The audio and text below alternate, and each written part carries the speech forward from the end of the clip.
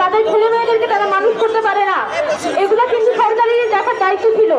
কিন্তু আমরা দেখেছি যে সরকার শুধুমাত্র এমপিও ভুক্তি বা ভর্তিকরণ করতে কিসের ভিত্তিতে, তাদের সকল ধরনের রাজনৈতিক বিবেচনায় তাদের আত্মীয় স্বজন, তাদের চৌদ্দ গোষ্ঠীর মধ্যে যারা আছে তাদেরকে তারা অনুমোদন দিত। কিন্তু তাদের মদতপুষ্ট না হলে, তাদের সুবিধাভোগী না হলে ওই স্কুলগুলোকে তারা কিন্তু এমপিও ভুক্তি দিত না।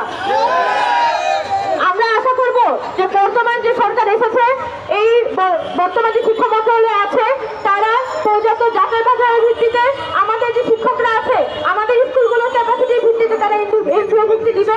এবং একই সাথে আমাদের যে শিক্ষকরা বিভিন্ন পর্যায়ে স্কুলগুলোতে চাকরি করে যাচ্ছেন, তাদের দায়িত্ব আমাদের সরকারকে নিতে হবে। এবং আজকে যে আমাদের শিক্ষকরা বছর পর বছর বেতন পাচ্ছেন না, সেটা সুরাহা সরকার করতে হবে। আমি বর্তমান যে শিক্ষা উপদেষ্টা আছেন মাননীয় ওয়াহিদুদ্দিন মাহমুদ স্যার, আপনার কাছে বিশেষভাবে অনুরোধ জানাতে চাই, এই শিক্ষকদের কান্না আপনারা শুনুন।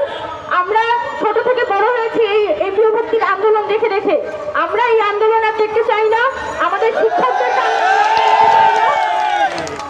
ওয়াহিদুদ্দিন স্যার, আপনার কাছে বিনীতভাবে অনুরোধ করি যে শিক্ষা মন্ত্রণালয় পর্যাপ্ত যাচাই বাছাইয়ের ভিত্তিতে আমাদের যে শিক্ষকরা আছে তাদের দাবিগুলো মেনে নিই।